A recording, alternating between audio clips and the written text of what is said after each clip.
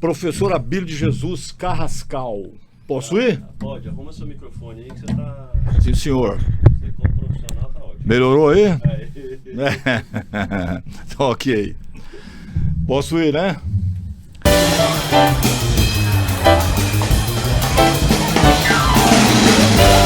Jurubebas? Sim, Jurubebas. O pior e o melhor podcast do mundo.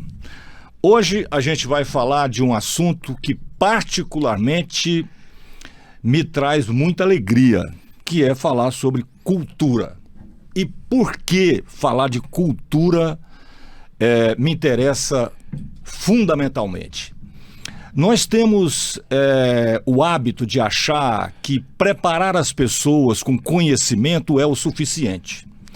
Eu, por exemplo, conheço um monte de gente com muito conhecimento que, se tivesse uma régua para a gente medir e lá nessa régua tivesse assinalado topeira, elas não conseguiriam passar daquela marcação de topeira. E olha que são pessoas com conhecimento técnico de 3º grau, às vezes com doutorado.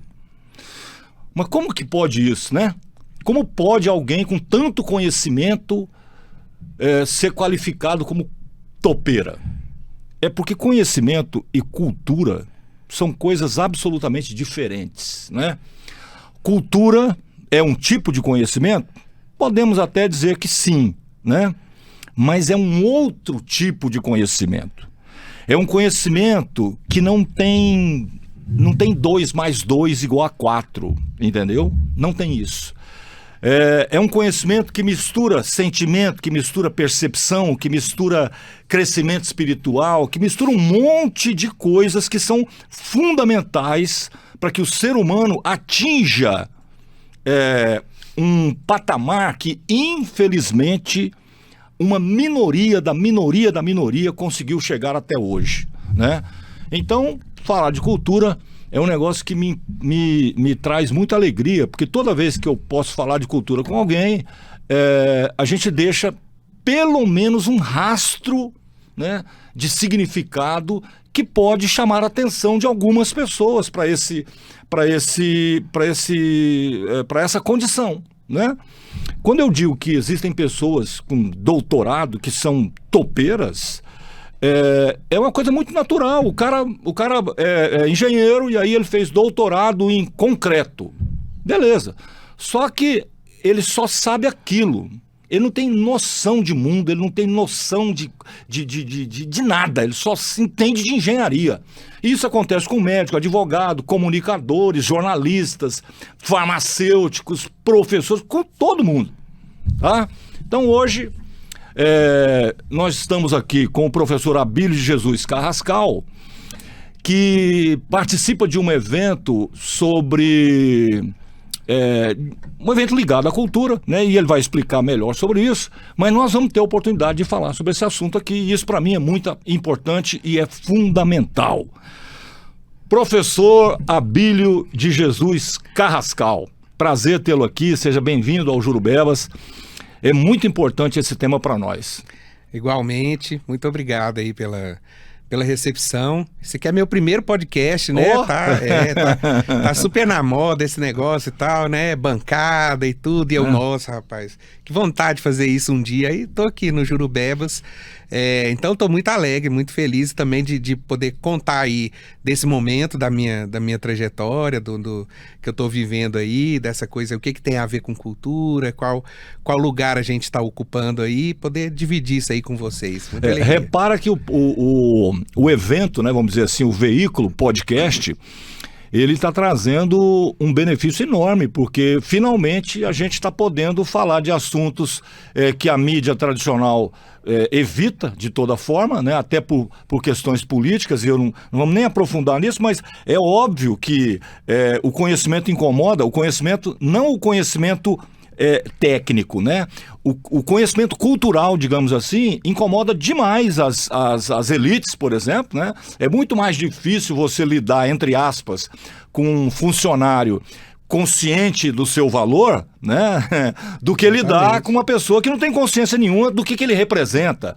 Então, o podcast, não só o podcast, mas todos os canais que hoje qualquer pessoa pode ter e tal, são um baita benefício, apesar, né, da internet também servir, né, como uma coisa extremamente negativa, espalhando desinformação, fake news, fascismo, neonazismo e vamos que vamos, não é isso? Tem de tudo, né? Tem de tudo. Sim, sim. Professor, eu sei que esse evento, né, que está,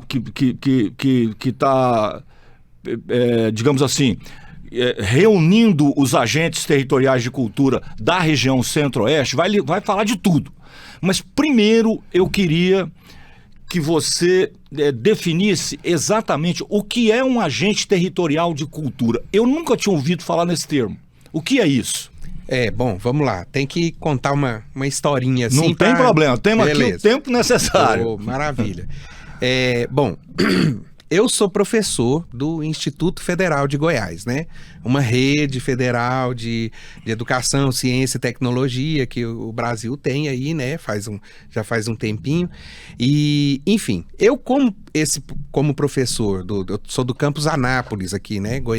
Goiás. Desculpa. E aí, a gente tem várias possibilidades de convênios, parcerias e tudo. E o Ministério da Cultura procurou o IFG para fazer essa parceria. Na verdade, são vários institutos, né? Cada estado com seu instituto e tal, tá fazendo essa dinâmica. A gente tem uma elaboração, um plano de longo prazo, feito assim institucionalmente no Brasil, que chama SNC, Sistema Nacional de Cultura. Então, um sistema, ele prevê uns programas.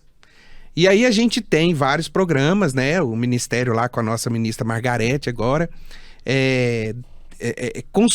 está consolidando esse sistema, que é uma coisa que se consolida com diálogo com a sociedade, com vários setores ali ligados à cultura, cada um da sua maneira, né?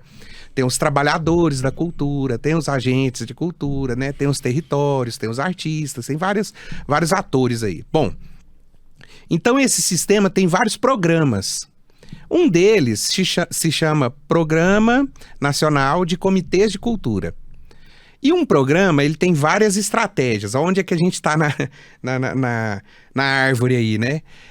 E aí eu estou na coordenação de uma das estratégias dentro do programa que está dentro do sistema, né? Essa estratégia se chama Agentes Territoriais de Cultura. Eu estou na coordenação da região Centro-Oeste. Então o IFG de Goiás está coordenando o Centro-Oeste no que diz respeito a essa estratégia dentro do programa. E então, essa estratégia prevê várias ações. A gente está fazendo encontros, né, com esses agentes, né? A gente tem um curso, a gente tem ações de mobilização, e aí vamos lá, aí chegamos no agente territorial de cultura. É bem complexo mesmo assim, né? Não é que é complexo, é que envolve muitas questões. A gente tem alguns conceitos do IBGE que divide o Brasil de uma maneira mais assim, né, para a gente poder entender melhor essa divisão social e geográfica e tudo. A gente tem nossas regiões, as macro-regiões que a gente fala, né? Sudeste, Sul, Centro-Oeste, Norte e Nordeste. Dentro de uma região, a gente tem os estados. Dentro dos estados, a gente tem um negócio que a gente chama de região intermediária. É uma região ali estabelecida, mais ou menos, tem vários índices que determinam as regiões, né? Mas são assim, elas estão ali em torno de grandes centros, né? E aí a região, por exemplo, o estado de Goiás, ele tem 22 regiões intermediárias, né? Enfim, peraí, desculpa, ainda tem a região intermediária e depois ainda tem a região imediata, que é a RI, desculpa. A gente está na RI. Então, o que acontece? Ela, mais ou menos ali, ela reúne ali uns 10, 12 municípios. Cada região intermediária. Cada região imediata. E aí, o nosso programa, né? A gente está fazendo o quê? Nós selecionamos um agente pessoa física, que vai fazer ações de mobilização nessa região imediata. Entendeu? Ou seja, que envolve lá 10, de 8 a 12 municípios, por exemplo. Tem alguns que tem mais, tem alguns que tem bem menos. É uma média ali de 10. Porque são índices ali que a gente leva em conta, assim, de população, índice de pobreza, até prostituição entra, sabe? Tem vários, tem vários indicadores, que é um índice, chama ITCC, né? Índice Territorial de Comitês de Cultura, que o Ministério da Cultura agiu junto com o IBGE para fazer esses índices e determinou essas regiões imediatas e quantos agentes cada região vai ter. No caso do Centro-Oeste, nós temos 56 regiões imediatas e, consequentemente, 56 agentes. Só o Distrito Federal, que é um pouquinho diferente, porque ele é uma região ali, digamos... Envolve praticamente, né, sei lá, 4, 5 cidades, podemos dizer assim. Porque é um distrito, é um diferente. Ali tem 4. Tem 4 agentes. O resto do Centro-Oeste todo tem um agente por região imediata, entendeu? Então esses são os agentes. Eles fazem um curso com a gente, a gente não tá falando dele, e a gente falando nós, complica um pouquinho. Com o Instituto. Conosco, né? Com o Instituto. É interessante. Português é um negócio muito louco, né? Não, você tá doido. Você tá falando de que agente? Do agente ou do agente de nós aqui? A gente nós. Eu já ia falar, nós até costumamos falar assim, a gente tem um bordão que brinca com isso, né? A gente fala, a gente é da cultura e a cultura é da gente, né? Então, pra brincar com isso mesmo, né? Mas enfim. E tem o agente secreto também, né? O agente de polícia, o agente não sei o quê. Tem muito, inclusive, né? Tem demais, né? Bom, enfim. E aí, esses agentes...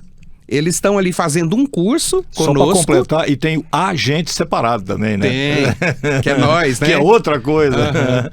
O português é uma beleza. Não, E o brasileiro, então, né? Também, né? Junto o português com o brasileiro. Mas não perca o raciocínio, por favor.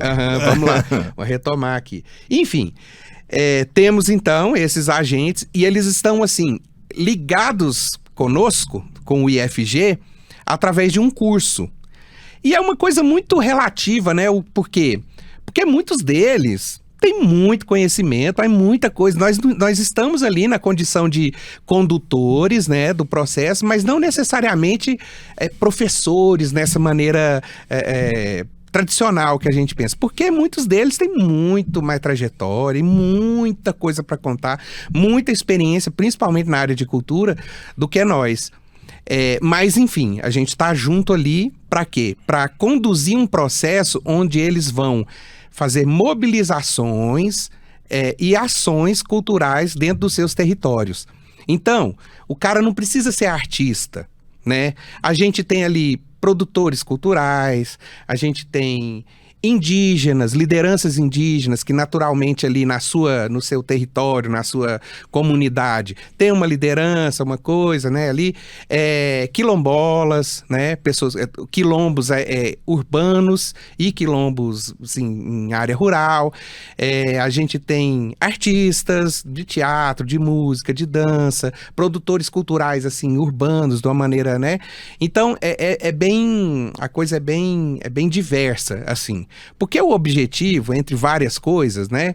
Mas assim, a gente, primeiro, de certa maneira, o governo não no sentido do, né, esse governo, Lula e tal. E tudo, o Estado.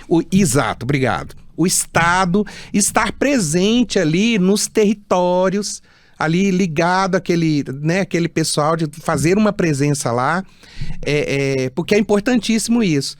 Por quê? Veja bem, a gente tem várias políticas públicas de fomento à cultura, especialmente agora, né? Elas sofreram aí uns percalços aí, mas agora a gente está nessa retomada aí. Hoje a gente tem dois grandes eixos, assim, tem vários outros, mas a gente tem 2 grandes eixos, que foram 2 grandes pessoas aí, 2 grandes artistas brasileiros, que é Aldir Blanc e Paulo Gustavo. A gente tem a Lei Aldir Blanc e a Lei Paulo Gustavo. E ela é o quê? Descentralizar recurso para os fazedores de cultura. E aí a gente percebe historicamente no Brasil que nós, artistas aqui da capital, né, que estamos ali munidos do conhecimento, de um fluxo ali, Temos acesso. temos acesso. Mas a nossa fonte, que são os indígenas, são principalmente a cultura popular, as nossas referências mesmo, que são as raízes de fato, E eles nada às de vezes acesso. muitos mal têm letramento, infelizmente. Então, ainda mais como eu escrever um projeto. Então, esse agente territorial de cultura entra nisso, assim, de tentar melhorar, ajudar, fortalecer essa ideia das políticas públicas chegarem lá no território. Ou seja, ele é um agente de acesso, então. De acesso. E aí, onde é que os institutos entram nisso, né? A gente tem vários institutos, eu não vou saber dizer um número, assim, mas, por exemplo, em Goiás, a gente tem o IFG e o IF Goiano. O IFG tem 14 campos, o IF Goiano tem 12, né? Cada um com seus 5, 6, 7, ou às vezes muito mais cursos, né? Então, veja bem, em todo o território goiano, falando só de Goiás, a gente tem 2 instituições que juntas formam 26 campos, mais suas reitorias, né? 28 lugares ali de acesso no território todo. Então a gente entendeu, principalmente o governo, entendeu que mais capilarizado do que agir. Capilarizado é uma palavra muito na moda, principalmente no IFG, mas eu acho horrível. Parece que assim, tal, fulano é capilarizado. Eu penso que é cheio de cabelo, né? Mas não é, por causa dos vasos capilares, né? Que eles fazem assim, né? Tal. E é capilar porque tem uma espessura no fio de cabelo. Então, mais capilarizado do que o Instituto Federal, né? A Rede Federal de Ensino, é só os Correios. Mas os Correios não têm esse know-how, né? Assim, não lida com isso, né? Não Ou seja, o Instituto é o instrumento adequado para esse tipo de política. É a estratégia melhor para a gente poder adentrar aí os sertões goianos, mato-grossenses, né? Sul-mato-grossenses. E por território, é importante a gente falar também, a gente não está falando só de uma questão geográfica. É importante, talvez é a mais sensível, a que dá mais para perceber nesse processo todo e tal. Mas não é só isso, porque, por exemplo, a gente tem Ceilândia, que é ali um entorno de Brasília, né? Tá dentro do distrito, né? Mas é um entorno de Brasília. Uma comunidade que tem uma história fantástica. Não que é bonita, mas é uma história muito interessante, diz muito sobre o Brasil. É uma história relevante de aprendizado, vamos dizer assim. Né? Não sei não, porque não sei se a sociedade aprendeu com isso. Não, mesmo que a sociedade não tenha aprendido, o aprendizado está lá. É, verdade. E esse é um aspecto muito importante da própria cultura. Porque a cultura está impregnada de aprendizados, né? E a gente, e quando ela entra, quando você realmente passa a ter essa cultura, esse aprendizado vem junto. Então você começa, um exemplo prático disso é como você olha para um quilombola.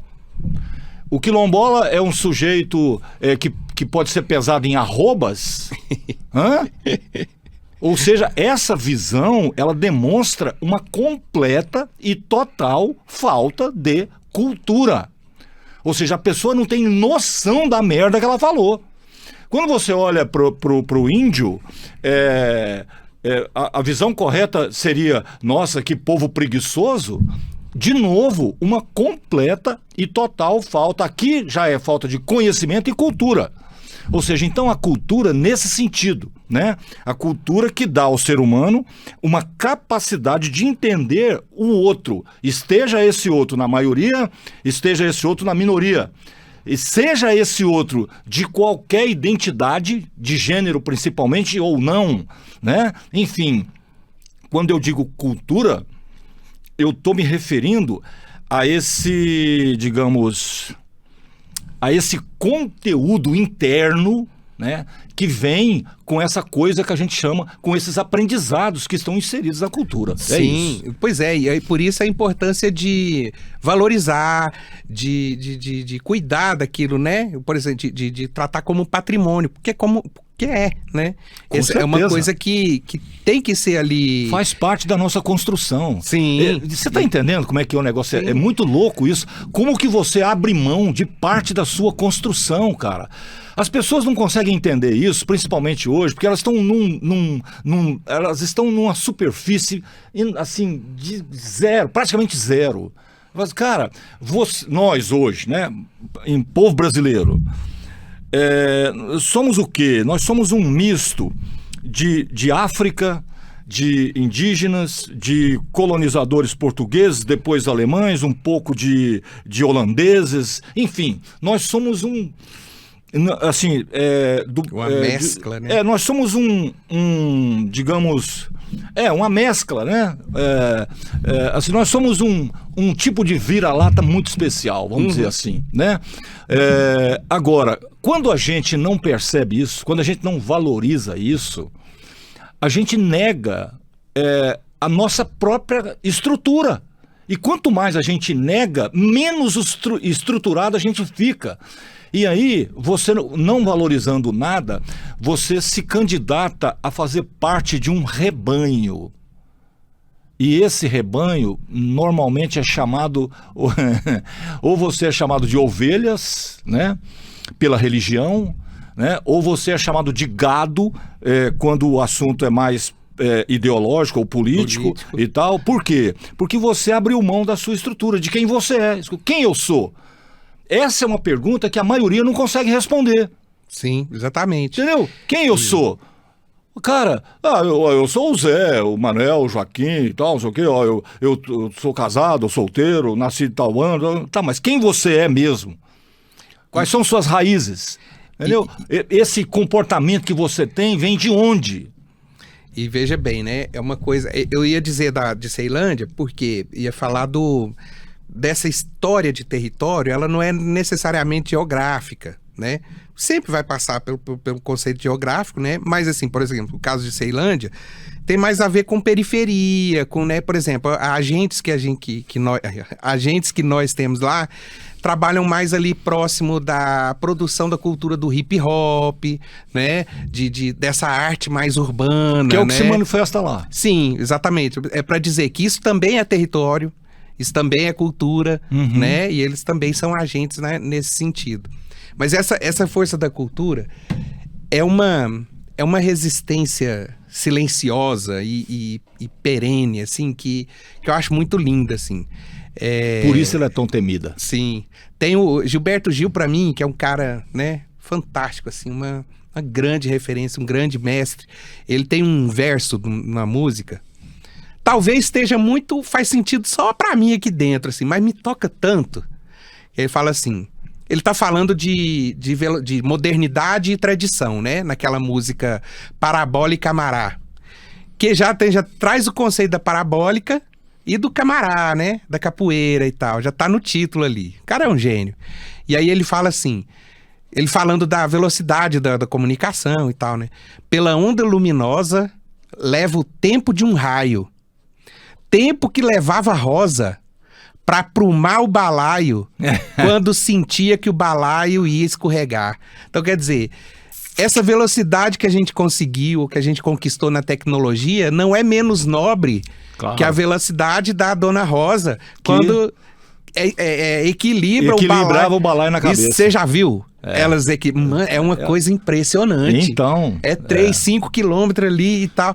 Isso pra mim, né, é uma imagem e tal, e tudo assim, mas que diz isso tanto. É poesia, né? Poesia pura. Cara, não. Gilberto Gil dá um episódio à parte aqui, vai lá dele, porque o cara é fantástico, assim, né? E aí, a cultura, por exemplo, você falou aí das nossas referências africanas, né? Da nossa herança africana. Você vê que a gente, por exemplo, meu nome, né? Abílio Carrascal. Meu pai é falecido, mas ele nasceu na Espanha e veio pra cá, naquele contexto ali de Guerra Civil Espanhola, Espanha toda na merda, né? Ó, tô falando palavrão. Não tem problema, não. Vi uns palavrão na parede aí, eu falei, aqui pode falar, aqui tá tudo certo. Então, a Espanha na merda ali, toda detonada pelo general Franco ali, que testou as armas do Hitler para ser usadas na guerra na Espanha. E começou um movimento de ditaduras aqui na América do Sul, na América Latina toda.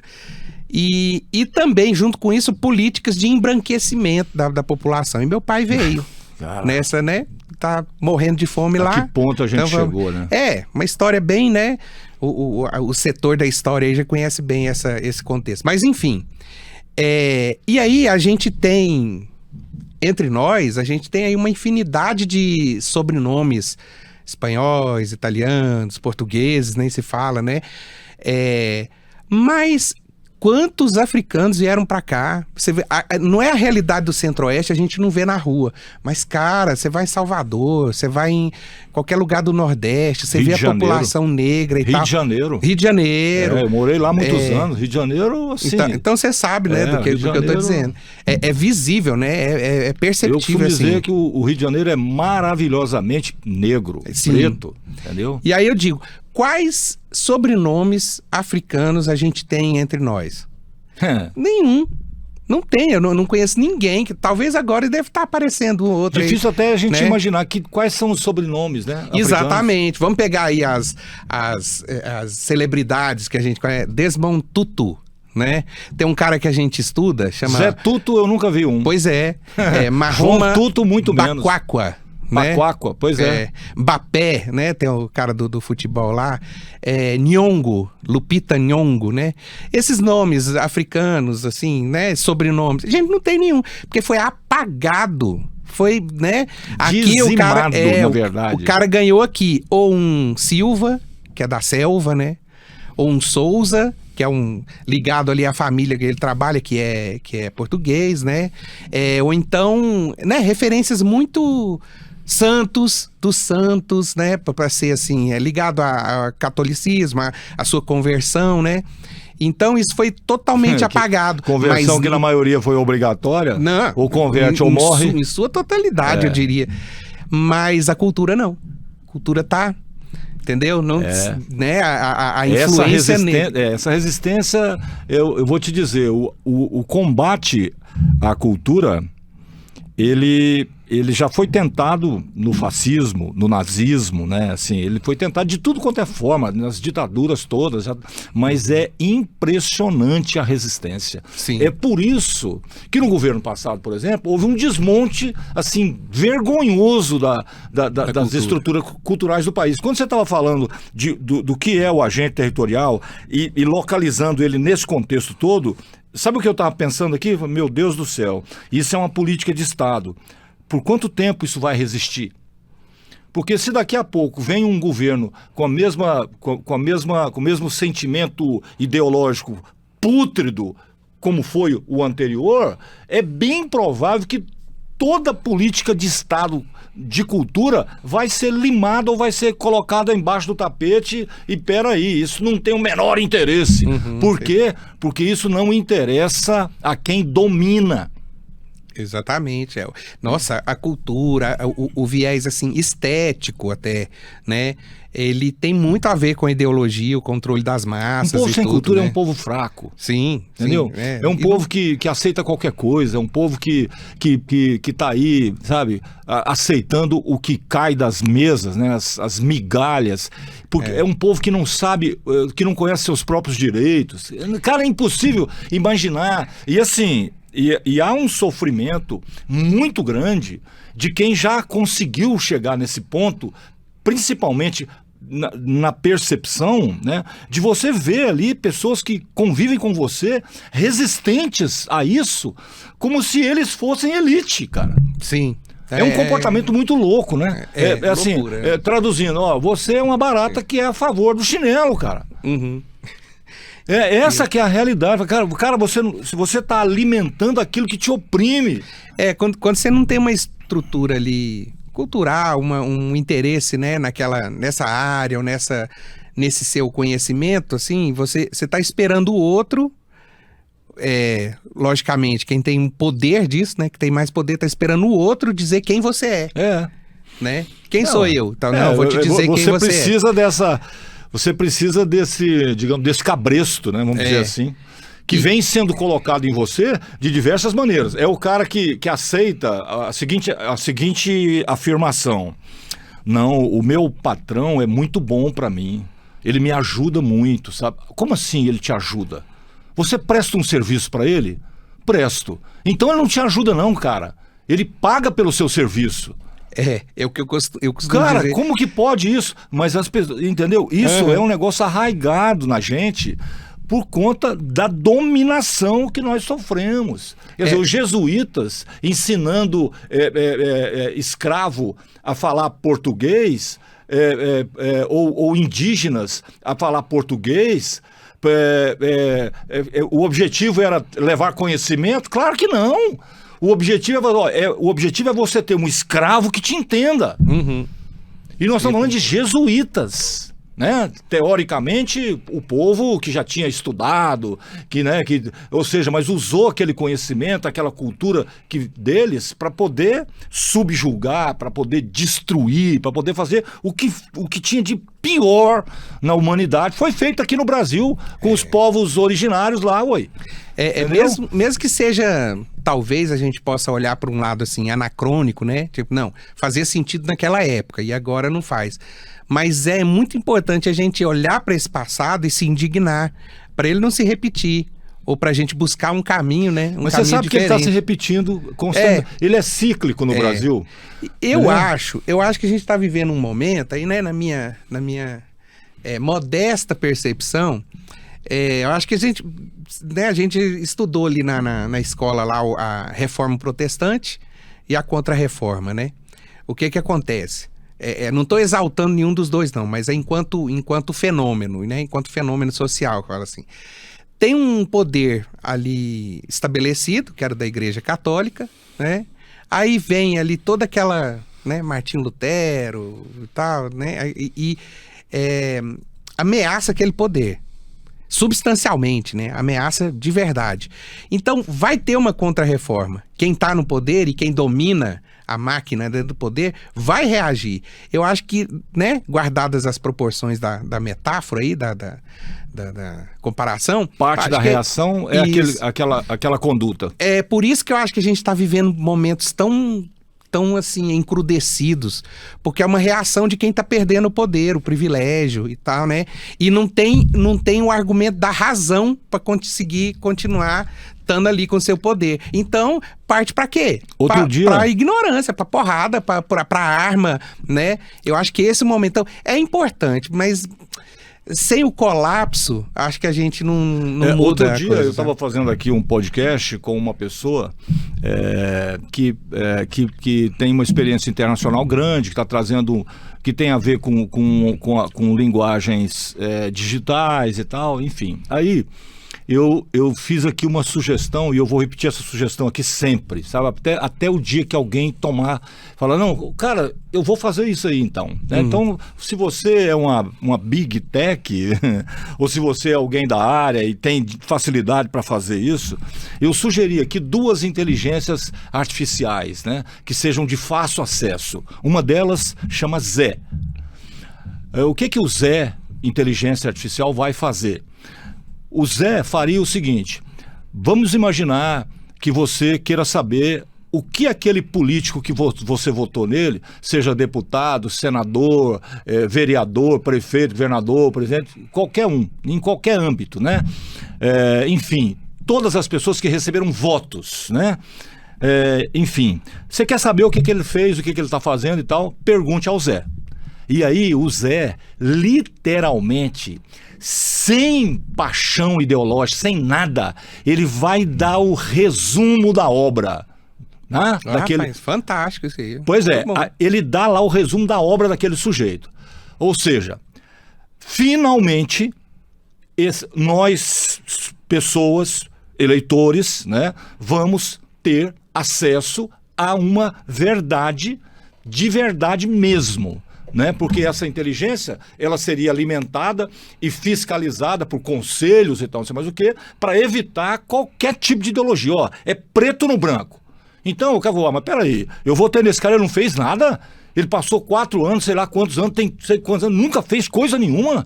Ele só falou sobre isso, criticou aquilo, falou, mas nunca tomou nenhuma atitude, nada. Ou seja, então o Zé vai dizer para você o que o representante público votado, que recebe dinheiro público lá, e muito, fez ou deixou de fazer. Essa é a primeira das inteligências artificiais que eu estou sugerindo aqui humildemente. Tem né? meu apoio, tem meu apoio. Pois é. E a segunda, essa é um pouco mais polêmica, eu diria, mas seria assim, nossa, mas como faria diferença nesse planeta? O nome dela é Jesus, entendeu? Ah, você está em dúvida sobre uma passagem bíblica? Ah, você ouviu o seu pastor dizer isso, seu padre dizer isso, seu líder não sei das quantas, o fulano do candomblé, do espiritismo, de qualquer, do judaísmo, lá, sei lá, qualquer um, de qualquer coisa, entendeu? Especificamente para os cristãos, Jesus. Então, se a sua religião tem viés cristão, o que o seu líder disse, você está em dúvida? Pergunte para Jesus. Ou seja, uma inteligência artificial literalmente focada no evangelho de Jesus, no que ele disse, no que ele falou, no que ele representou, seja, existindo ele ou não, usando o que está escrito, usando o que é tido como sagrado e está ali escrito e foi não sei o que e tal. Beleza. Isso ia fazer uma diferença enorme, porque se tem alguma coisa do mal mesmo, do mal, né, nesse planeta, nesse universo, essa coisa chama religião. É muito complicado, viu? Você entendeu? Sim, totalmente. Veja bem, eu não estou falando aqui de fé, não estou falando aqui de religiosidade, nada. Estou falando das instituições religiosas. Quando é dessa coisa montada para mentir, para fazer maldade, para fazer guerra, para provocar o capeta chupando manga nesse planeta, você está entendendo? É religião. Cara. Então, a inteligência artificial chamada Jesus vai responder para você, cristão, se, por exemplo, Jesus, eu faria... que é uma perguntinha já para deixar. É saber a opinião de Jesus. Tipo né? assim, Jesus, Ótimo. eu ouvi do meu pastor, hoje lá na igreja, ou do padre, ou sei lá o quê, que líder que foi, que se eu fizer uma determinada oferta em dinheiro, né, eu vou conseguir o que eu estou buscando a nível de benefício material, né? Vou conseguir comprar meu carro, vou conseguir comprar uma casa, sei lá o que e tal. E aí? Eu fico imaginando Jesus respondendo essa pergunta. Você entendeu?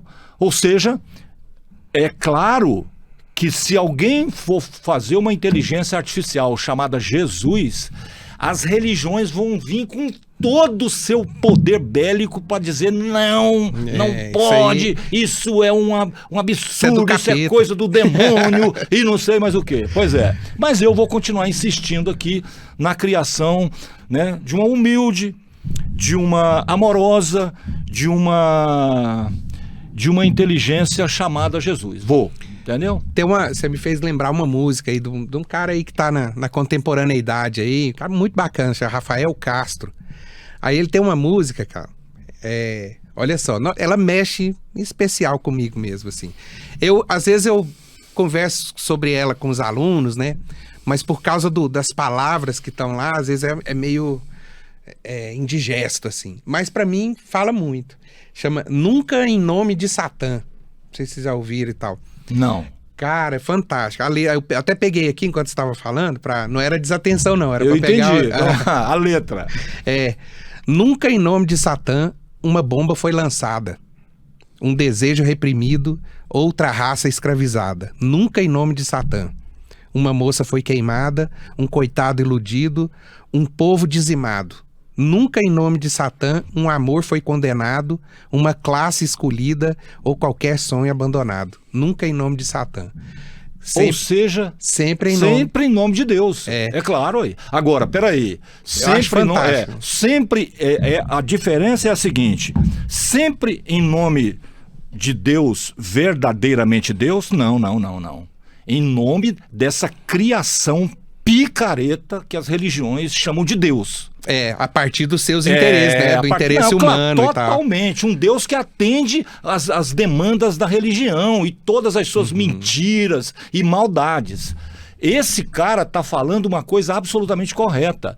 É porque foi assim nas guerras que eles inventaram, né? Foi assim lá no Oriente Médio, que dizimaram famílias e famílias, crianças, mulheres, velhos, tudo em nome de uma porcaria de um Deus de mentira, entendeu? Em nome desse mesmo Deus, eles queimaram mulheres na fogueira.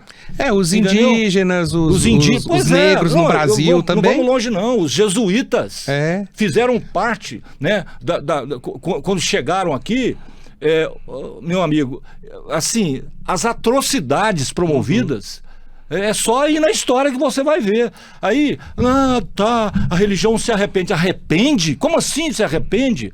Outro dia, há algum tempo atrás, Roma, o Vaticano, se arrependeu publicamente lá da noite, não sei se é noite de São Bartolomeu, na França, parece. Foi um absurdo.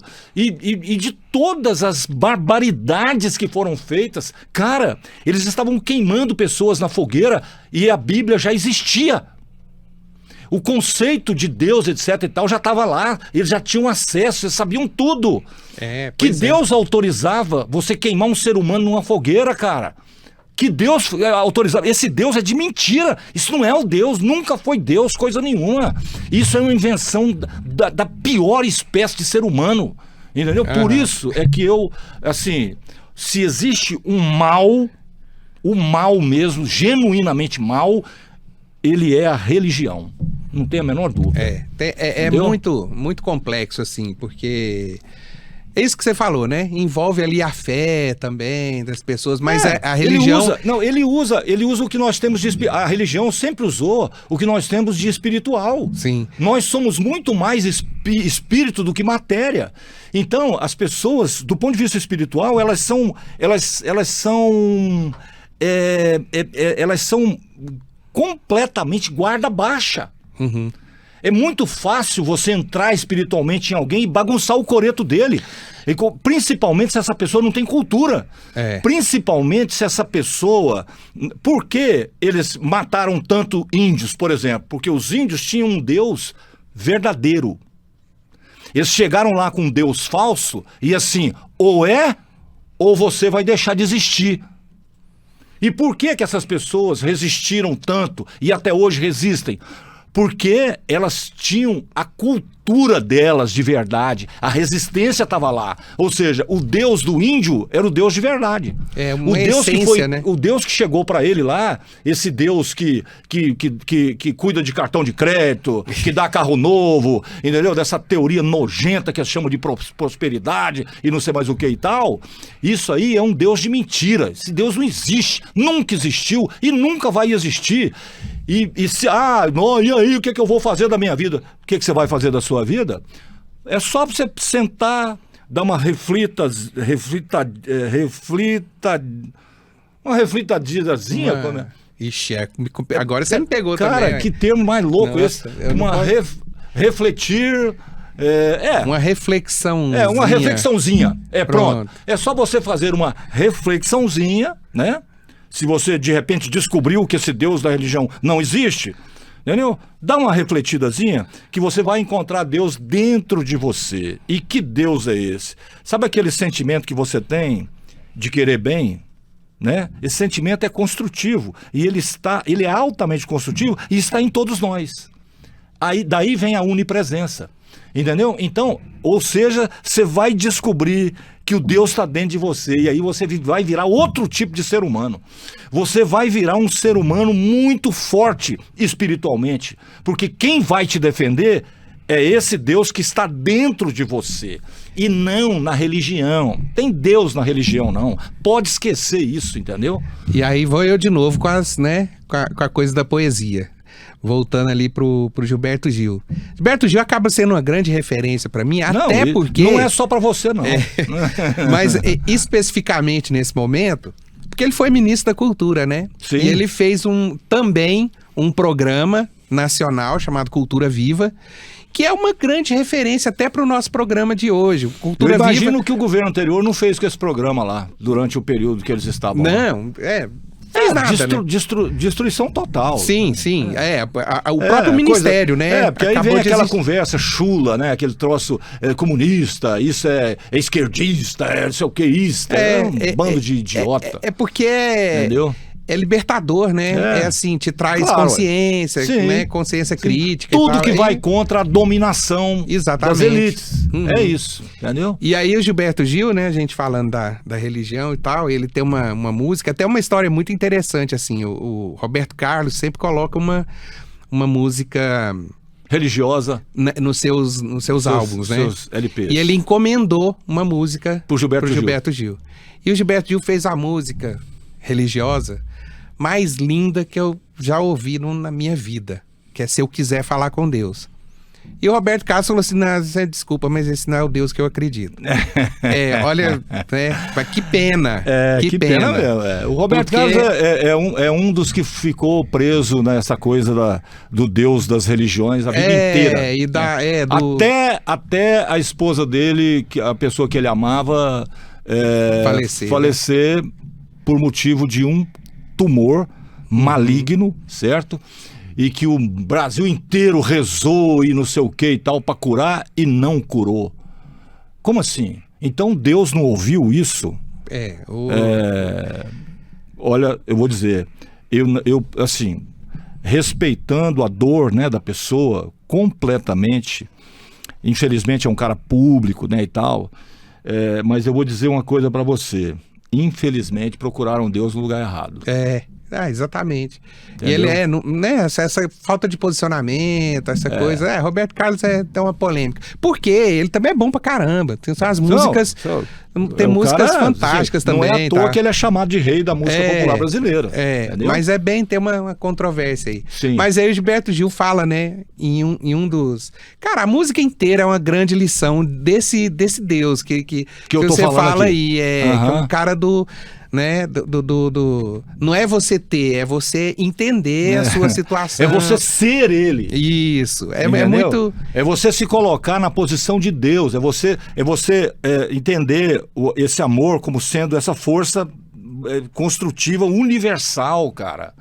Cara, se a gente se baseasse, nisso, pensa que tipo de mundo melhor seria esse, cara. Não. Cara, como que você pode aceitar um Deus que num determinado momento autorizou um bando de vagabundos, entendeu? A queimar pessoas na fogueira? Como é que você pode acreditar num Deus que autoriza um bando de salafrários, entendeu? Dizendo que se você ofertar tanto, você vai receber 10 vezes, 100 vezes mais. Como que pode ser isso? Como que o sujeito pode ser tão burro a esse ponto, cara? Do sacrifício, dó, né? Não, cara, tenha dó. Deus, o cara que criou o universo, cara não, né? Essa força criativa do universo, ele tá resolvendo o seu problema pra comprar uma casa, cara. Tenha dó. Para com isso. Não, assim, eu falo infelizmente, muito... cara, sabe assim, infelizmente, é assim, esse troço é tão óbvio que não é verdade. É tão óbvio, mas como? Aí é que está o problema. Por que as pessoas acreditam? Sabe por quê? É porque desde sempre, os governos principalmente, vêm apoiando isso, porque essa é uma ferramenta de dominação. É óbvio que é isso. Idade Média, entendeu? Né? É a melhor ferramenta de dominação que existe no planeta, chama religião. É por isso que eu sou radicalmente contra isso, entendeu? Assim, eles criaram um Deus que atende às demandas dos poderosos o tempo inteiro. Teve um tempo, né, que ser pobre, presta bem atenção, ser pobre é que era ser do caralho, que rico era do capeta. Falavam isso para os pobres, e os pobres acreditaram, e permaneceram pobres. Quando essa linguagem não valia mais, quando isso começou a ficar assim, escancaradamente malandro, aí mudaram. Não, agora é o seguinte, agora é a teologia da prosperidade. Se você ofertar, se você der aquilo que ainda que você quase não tem, né? Se você praticamente der tudo que você tem, você vai receber o triplo. Aí a pobreza aumentou. Né? Eu costumo dizer o seguinte, olha, né? a gente tem que provocar uma guerra contra a pobreza, protegendo os pobres. Porque o problema não é o pobre, o problema é a pobreza. Tudo que se faz no planeta é em direção a isso. Nós estamos produzindo riqueza baseado nas teorias econômicas, produzindo riqueza e gerando pobreza. O tempo inteiro, 24 horas por dia. Por quê? Porque uma meia dúzia de pessoas dominam tudo, acumulam tudo, enquanto o resto passa fome. Fome de comida, fome de cultura, fome de saúde, fome de educação, fome de tudo. Você entendeu? E é assim, ou seja, o planeta é um local dominado por isso desde os tempos imemoriais, entendeu? E assim, a gente adotou, e assim, com muita ameaça, e depois, muito isso historicamente, né, com muito poder envolvido, essa história, esse sistema que a gente vive. Eu costumo falar muito assim, na maioria, com meus alunos e tudo, a maioria esmagadora das comunidades indígenas que você vai, principalmente as tradicionais mesmo, as mais ligadas ali à sua origem mesmo, né? Como povos originários, se você chegar lá, vamos supor, você é um missionário, você é um cara que quer ajudar e tal, e vai chegar ali numa comunidade grande, indígena, e perguntar assim, olha, eu vim aqui para ajudar e tal, onde é que estão os pobres de vocês aí? O indígena fala assim, pobre? O que é isso? Não sei o que é isso. Então, é um sistema, a questão é essa, é o sistema de... Não, cada um tem uma função, o outro ali começou a ter uns sonhos estranhos e tal, não, vai ser nosso pajé. Esse aqui, entendeu? Tem uma liderança nata e tal, não, esse aqui vai ser o cacique, né? Da maneira que a gente coloca assim e tal, mas o universo indígena é muito mais complicado que isso, complexo. Com certeza. Primeiro, a gente entender que cada comunidade é uma cultura completamente diferente. Então, mas a gente pegando no lugar comum aqui para entender, né? E pronto, aí ele tem ali suas obrigações e, né, suas dores e delícias naquela função dele, assim como o outro tem e tal. Mas não tem essa lógica de alguém perde para outro alguém ganhar, né? Então, só disso aí, você percebe como que esse conceito cultural nos leva na diversidade, na diferença, nos leva a questionar e aprimorar o sistema em que a gente vive. Outra coisa, a Idade Média foi um período, né, na Europa, como a gente pega a Europa de referência, né, quase sempre, um período de merda. O que eu tô querendo dizer? Eles viviam na merda mesmo, assim, não descartavam o cocô que eles faziam, então era o saneamento básico, né? Era zero. Era, né? E aí doenças e pestes e tal, coisas, né, decorrentes disso, eram muito grande, muito comum. Quando eles chegaram aqui nos povos originários, na América do Sul, encontraram o povo Inca com rede de esgoto. Com um saneamento, com um sistema de esgotamento fantástico. Então, quer dizer, onde que vem essa coisa de civilização ou não? Então é muito relativo isso, né? Eu acho que na cultura, por exemplo, na cultura Inca, o que chegou lá foi a barbárie. Sim. É isso que chegou lá. E nossa, que império, né? Que império bonito. Que então, coisa. assim... As referências que a gente tem, né? Ou seja, quando tem desde o começo tá me passando aqui um texto, uma letra de uma música também, né? Que no meu caso, assim, é uma coisa que eu desejo que aconteça, sabe? Eu fico imaginando assim, talvez um dia isso vai ser realidade. E quando esse dia chegar, nós teremos um mundo muitas vezes, milhões de vezes menos tóxico, menos destruído, menos desigual. Deixa eu adivinhar. Um índio descerá de uma estrela colorida, brilhante. Pode não? até ser, Tudo bem. Pode até ser esse aí, mas é mais uma situação de entendimento mesmo, né? Lá pelo meio da música, o cara diz o seguinte: o vento, quando manso, assanha a flor, e a força de um pensamento se move entre ódio e amor, e quando se sente cativa no antro da solidão, se liberta e toma forma de matéria, inflamação.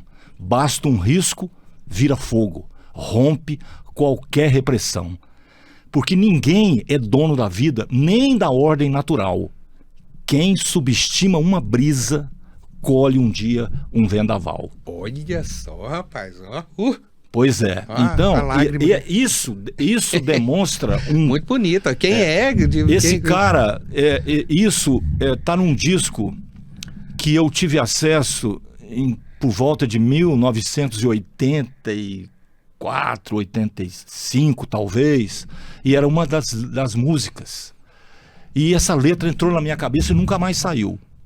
Então, assim, isso é parte da letra da música, né? Uhum. Aí, ou seja, quando o ser humano chega nessa consciência, aí, amigo, aí acabou, aí vai consertar ou vai consertar. Uhum. Porque nós estamos falando de alguém consciente, alguém que sabe o valor que tem. Por isso a cultura é tão judiada, ela é tão vilipendiada, ela é tão sacaneada por qualquer um que seja fascista, que seja de direita reacionária, você está entendendo? Por quê? Porque o discurso é o seguinte: não, isso aí é esquerdista, isso aí é comunista, ou seja, você não pode, diretamente ele tá falando de forma subliminar para as pessoas, você não pode ter cultura, cara, você não pode ter conhecimento, você não pode entender as minhas ações, não, porque as minhas ações são contra você, cara. Se eu te der conhecimento, você vai se virar contra mim. E eu preciso continuar te escravizando, entendeu? Eu preciso continuar te ferrando, te fudendo o tempo inteiro, tirando de você para eu acumular. Porra, aonde está a dificuldade da gente entender que a geração de riqueza, desde que o mundo é mundo, ela produz pobreza? Qual é a dificuldade para entender isso? É mais simples entender isso do que entender que 2 mais 2 igual a 4, cara. Agora, por que isso é possível? Por que é possível? Porque as pessoas aceitam isso como uma realidade imutável. Não, porque é assim porque Deus quer. Eu tô nessa merda é porque Deus quer. É porque eu não tenho fé. Cara, para você ver o tanto que o discurso religioso é uma desgraça para a humanidade. Entendeu? Eu fico imaginando, né, assim, o que seria, né? Vamos imaginar que existisse isso, né? Assim, como é que seria depois assim? Não, senta aí agora que eu vou te dizer o que você fez com os seus irmãos, né? Enquanto você estava lá naquela outra vida material lá que dura muito pouco, coisa de 100 anos, 100 e poucos anos. Agora você está na eternidade. E eu vou te falar por uma eternidade as merdas que você fez, entendeu? Eu fico imaginando uma situação dessa. Agora, infelizmente, né, nós estamos aqui, muita gente fala, não, você, cara, segue sua vida, cara, entendeu? Larga pra lá e tal. Cara, impossível. Eu também sou assim, eu fico muito mexido com essas questões sociais, assim, e tal, e a desonestidade, né, principalmente quando envolve aí o domínio, principalmente ideológico e tal, isso aí mexe comigo, assim, especial também. Professor. É complexo. Vamos voltar no nosso tema. Vamos lá. Tem tudo a ver, né? Quando a gente fala de cultura, tudo isso que nós estamos falando aqui, na verdade, isso aqui mostra a importância dessa política de Estado que você estava falando aí agora há pouco.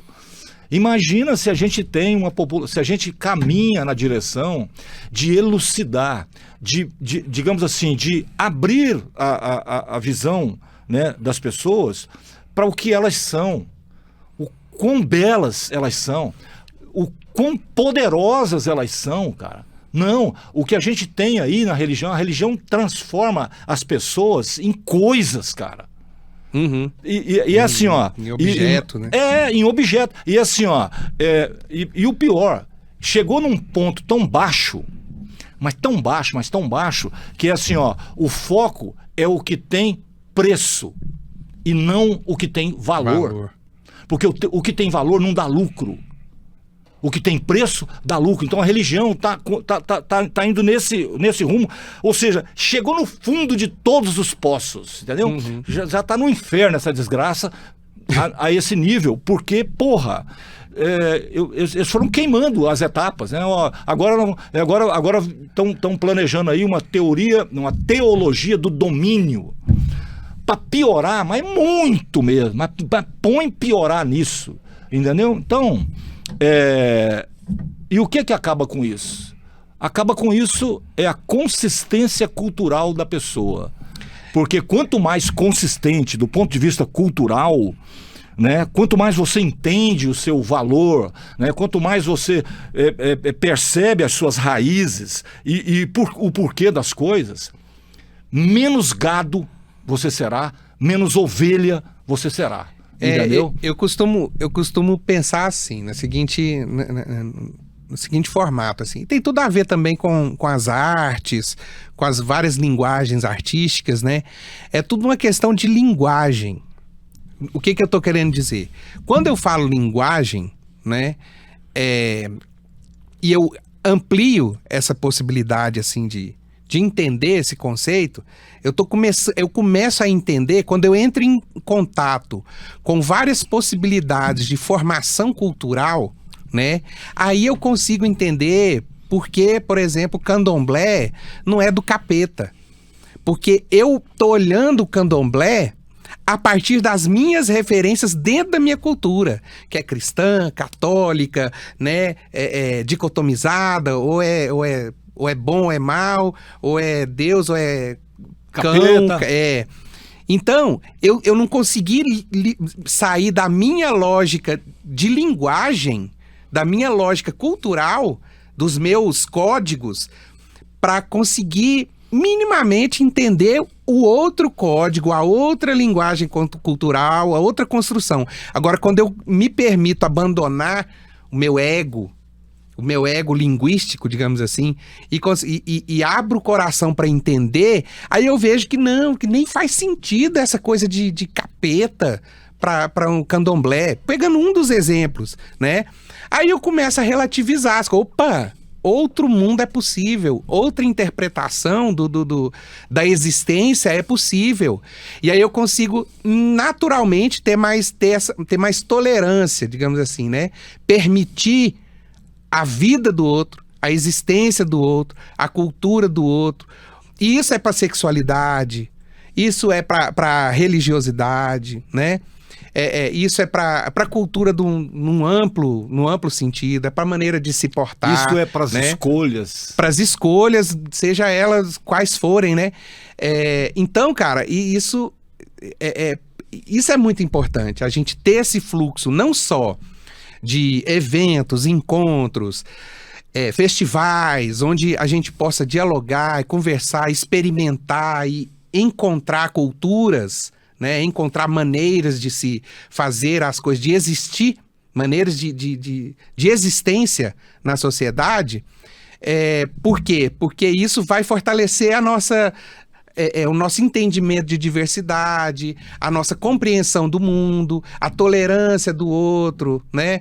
E várias outras questões assim que, a meu ver, é isso que vai salvar o mundo. Eu acredito muito na cultura, na arte, cultura e especialmente na arte. Porque é ela que vai trazer a compreensão, a tolerância. E eu vou te dizer por que esse é o caminho. Porque através desse caminho as pessoas vão encontrar o Deus verdadeiro. Sim. Que está nelas. Você entendeu? É por isso. Professor, deixa eu te fazer uma pergunta aqui que assim, que eu acho que tem relevância. Na sua lida diária na escola, né, no seu dia a dia lá como professor, em contato com os alunos,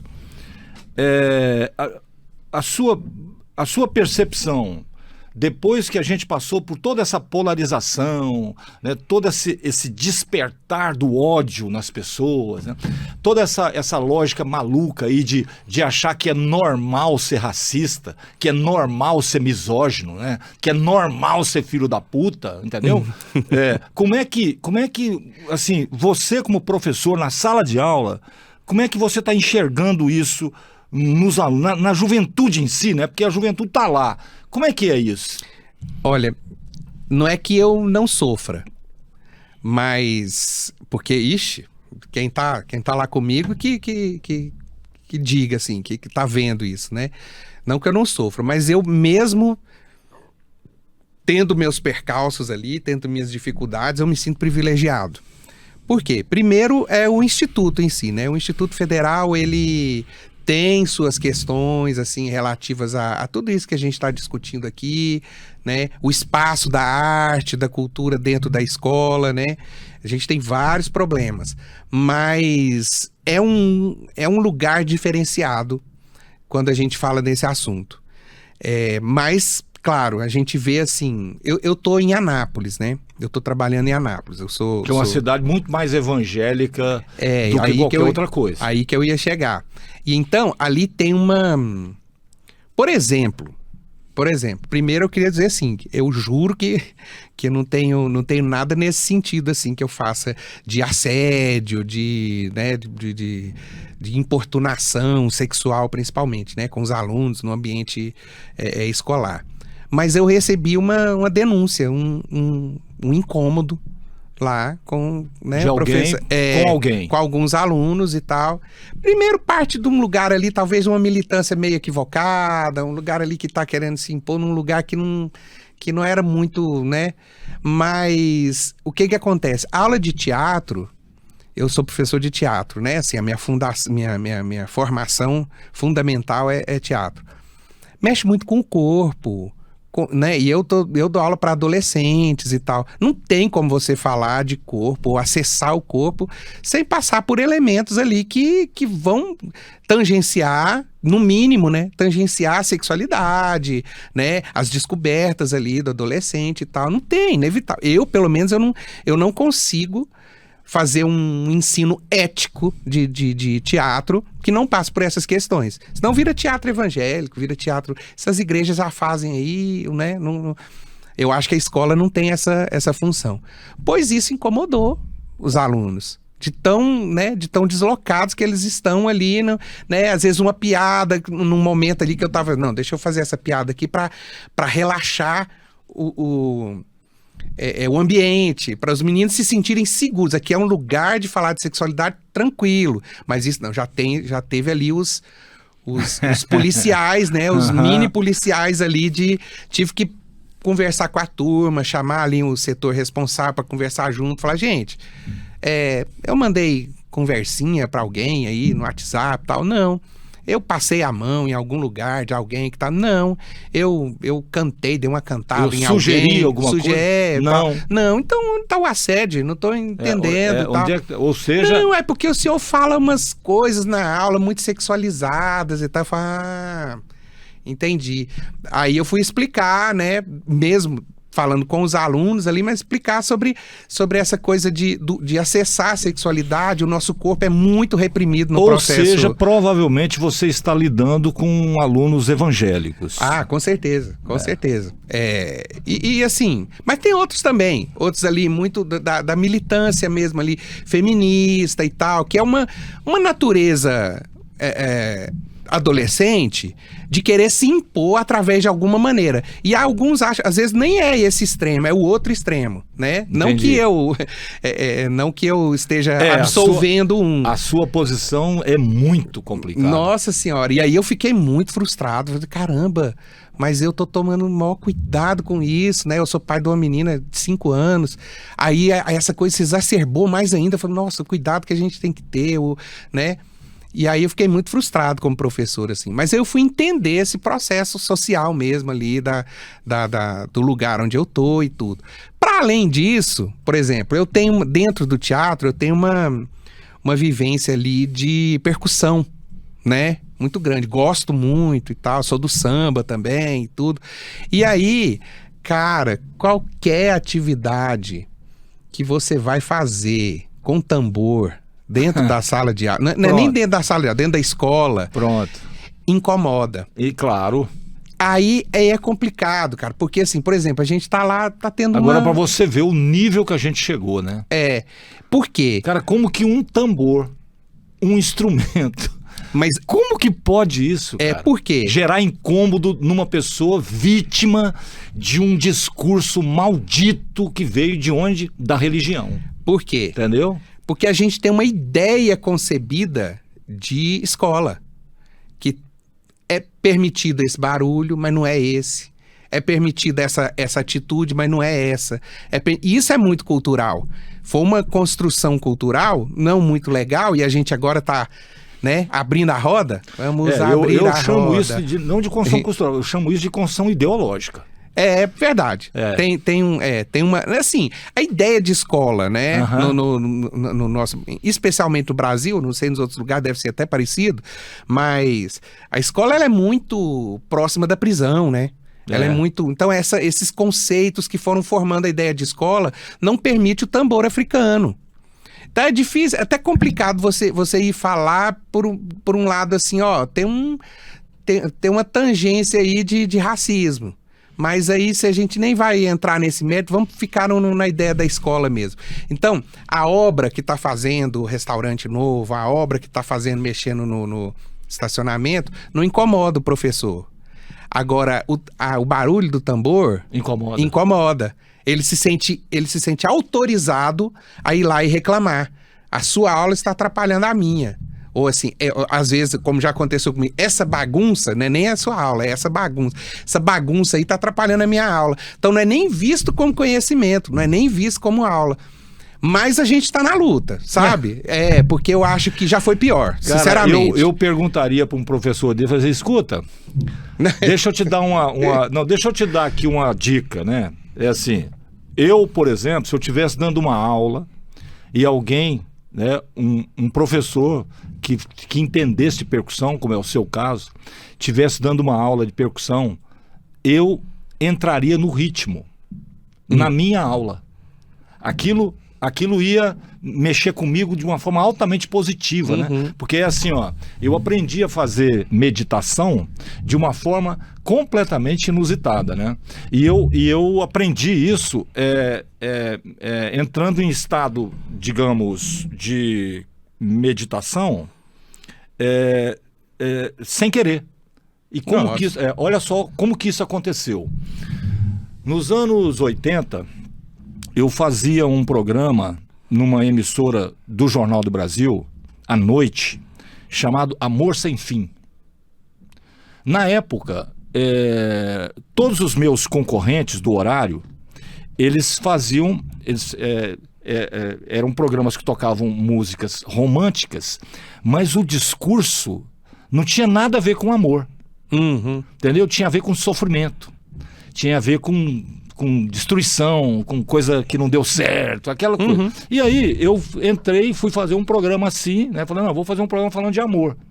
E na época eu fui muito questionado. Como assim? Falei, não, amor. Amor, cara. Amor pela natureza, pelas pessoas, amor de pai para filho, de mãe para filho, de irmão para irmão, de homem com mulher, de amigos. Amor, amor. Eu só não falei, eu vou fazer um programa falando de Deus, porque aí seria muito radical e aí é que ninguém ia entender mesmo. Mas a verdade é que esse negócio deu tão certo, mas tão certo, que eu fui rapidamente para a liderança, primeiro lugar de audiência, e naquela época era telefone, né, normal, e todos os troncos telefônicos do Jornal do Brasil inteiro, um prédio enorme lá na Avenida Brasil, sabe assim, eles ficavam congestionados por conta dos ouvintes ligando, e naquela época eu recebia centenas de cartas por dia, não era e-mail, né? Era um trem que você tinha que escrever e ir pro correio e colocar no correio a carta. Olha só, milhares de cartas mensalmente, eram milhares. E aí, o que eu fazia?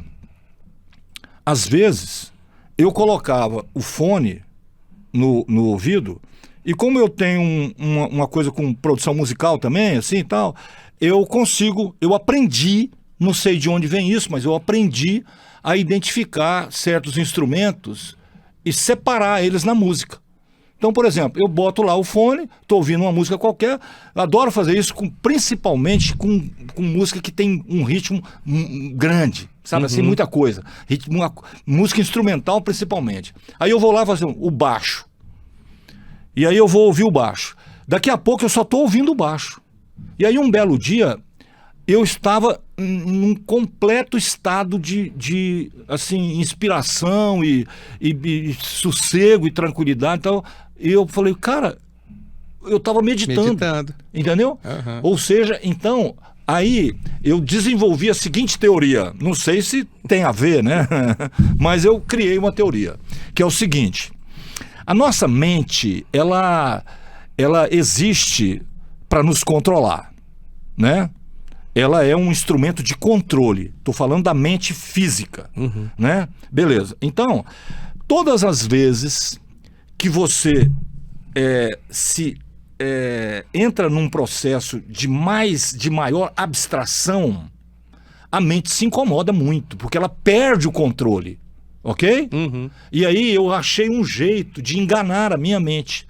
Eu começo a perceber ou um ritmo, ou um instrumento e tal, e eu vou prestando atenção, e de repente eu deixo a mente prestando atenção naquilo e saio fora.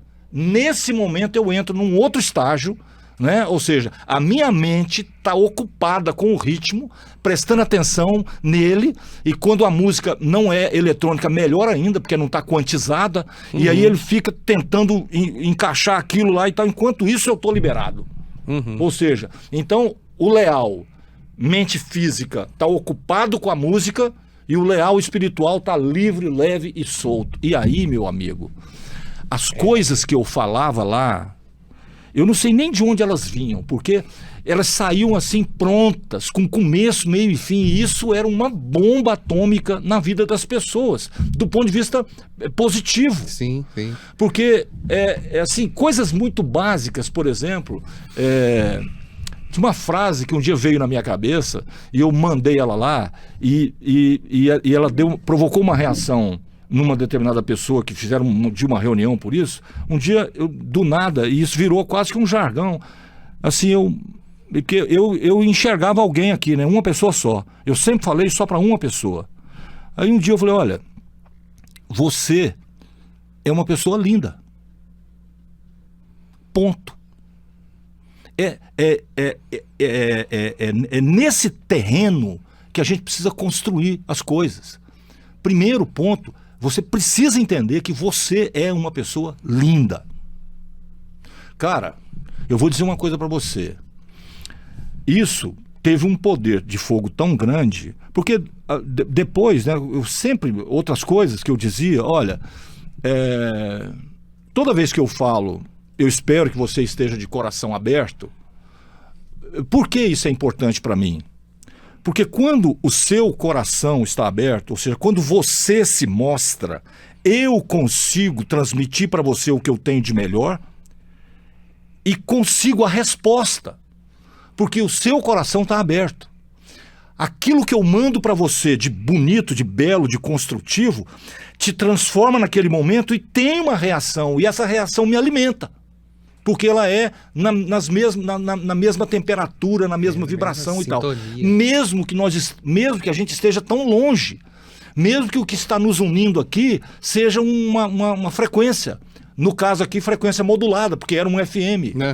Mas isso é real. Cara, eu cansei de escutar de profissionais ali do meu lado, de gente assim que tá... Cara, você tá muito louco. Cara, o que essa conversa tem a ver com amor? Então, tem a ver, cara. Tem a ver porque isso cria uma situação nas pessoas de tranquilidade, de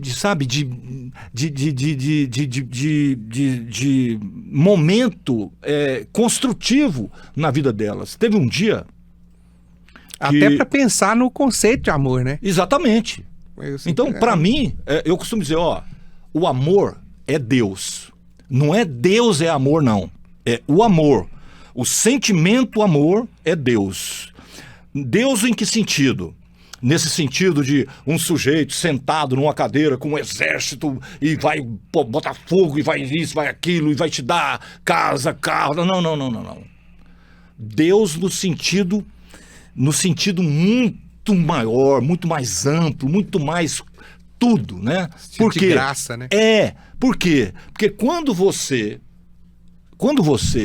deixa esse sentimento ir em direção a alguém, cara, eu vou dizer uma coisa pra você. Essa pessoa, assim, eu vou ser muito radical no que eu vou falar, né? Mas se essa pessoa estiver morta, é capaz dela ressuscitar. Você entendeu? Sim. De tamanho poder do amor. Energia, né? Essa energia. Ou seja, então isso pra mim é Deus. E aí, esse Deus é incomercializável. Uhum. Não tem como você usar esse Deus aí comercialmente falando. Por isso, Deus não pode estar em você. Porque se ele estiver em você, eu não consigo comercializar ele, ele já está em você. Aí vem a religião malandramente, com todos os seus pensadores, né? Filósofos de Araque e mais um monte de merda, e cria uma situação, cria uma ideia de divindade que seja absolutamente comercializável e favorável àquele discurso, favorável àquele instrumento de dominação. Então, isso... às vezes eu me sinto assim, às vezes eu penso, cara, quer saber, eu vou pegar meu estúdiozinho lá em casa, tal, não sei o que, e vou sair, vou botar um programa desse aí na internet e vou fazer lá X horas ao vivo lá por dia, e deixa que se tiver um ouvinte tá tudo bem, dois, tá... mas não sobra tempo, não sei o que. Mas essa experiência que eu passei lá, ela foi fundamental para duas coisas. Primeiro, eu entender o que era Deus de verdade. E segundo, né, a questão de como eu posso, digamos assim, colocar a minha mente prestando atenção numa coisa para ela me liberar. Uhum. Porque a mente é o nosso maior tutor. Você, quanto mais mental, menos espiritual. E se você quiser ser um ser espiritual, você precisa aprender a dar uma diversãozinha lá para sua mente, para ela ficar longe um pouco, para ela te dar condições de ser espiritual. A meditação leva as pessoas a isso. Então, eu aprendi a meditar dessa forma. Eu ouvi uma vez uma frase, eu não vou lembrar onde, cara, mas me marcou muito. Eu registro a frase, mas não registro quem falou. Mas mexeu muito comigo, assim. Eu não sou praticante, não, mas devia, da meditação. Ele fala, a prece é você falando com Deus. A meditação é Deus falando com você. Eu acho isso, eu achei muito forte. Você se abre para um ensinamento, para se modificar, né? Então, achei muito legal. E eu vou te dizer uma coisa, se a meditação é Deus falando com você, Deus tem que estar dentro de você. Sim, né? Sim. A lógica é essa. Então, assim, então a meditação é a busca do Deus que está dentro de você. E quando você entra em contato com o amor, ele faz por você o mesmo que ele faria por qualquer outra coisa desse planeta. O amor, pelas plantas faz diferença, pelos animais. Cara, o animal entende o amor de uma forma, assim, é impressionante como o animal entende. Ele lê em você, ele sente aquela coisa pura que está sendo direcionada a ele e o comportamento dele muda. As plantas, acontece a mesma coisa. Ou seja, na verdade, a gente sabe muito pouco, ou muito pouco é divulgado sobre esse tipo de conhecimento, até porque isso mudaria a posição do ser humano em relação ao que tem preço. Tudo volta nessa merda, questão, né? Tudo volta nisso. Ou seja, Leal, você tá pregando aí que a economia tá maluca, que isso é um absurdo, que a economia gera riqueza e produz pobreza. Desde quando eu me entendo por gente. É claro, desde quando eu me entendo por gente, eu tô fazendo isso, cara. E é verdade. É verdade, porque o que mais causa as diferenças, né, entre as pessoas, por exemplo, as desigualdades, cara, Rapaz, não existe maior fator gerador de desigualdade do que essa teoria econômica aí onde está baseado o capitalismo. Essa que é a realidade. Quanto mais riqueza você produz, presta atenção, quanto mais riqueza você gera, maior será a produção de pobreza. Isso está provado por A mais B. Eu queria ver um economista dizer para mim que não é verdade isso. Por quê? Porque a lógica é assim, ó, você gera o lucro e acumula, gera o lucro e acumula. O lucro não volta nem a nível de salário, porque o salário é outra coisa escravizante. O sujeito... Você já viu algum trabalhador ficar rico com salário? Que jeito? Só se ele usar a parte do salário para jogar na Mega Sena e ganhar. Fora isso, meu amigo, ele vai só sobreviver mal e porcamente e vai gerar mais um trabalhador, né? Se ele entender que dois, aí vai todo mundo passar fome. Sim, não que eu concorde com isso, mas vamos colocar que é inevitável, é um sistema inevitável, o capitalismo. Mas dá para ele ser muito mais humano. Claro que dá. Então, pelo menos isso é... Né? Deixa eu te perguntar então, é questão ética, né? Deixa eu te perguntar uma coisa aqui. Vamos imaginar que você abra mão, ok? Qual seria a dificuldade de abrir mão, sei lá, de 30% do lucro? Qual seria? Isso é o quê? Nossa, isso é desesperador. Olha, eu tinha 1 milhão de lucro por ano e agora eu só tenho 700 mil, estou desesperado. Como que pode ser isso, cara?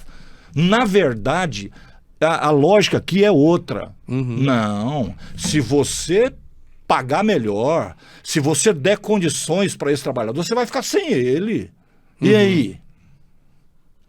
Você emancipa, né, o cara. Então assim, agora, ele não consegue raciocinar da seguinte maneira, não. Se esse cara virar meu parceiro de verdade, e ele conseguir ter uma vida próspera, boa e tal, ele vai ser meu parceiro a vida inteira. Não, entendeu?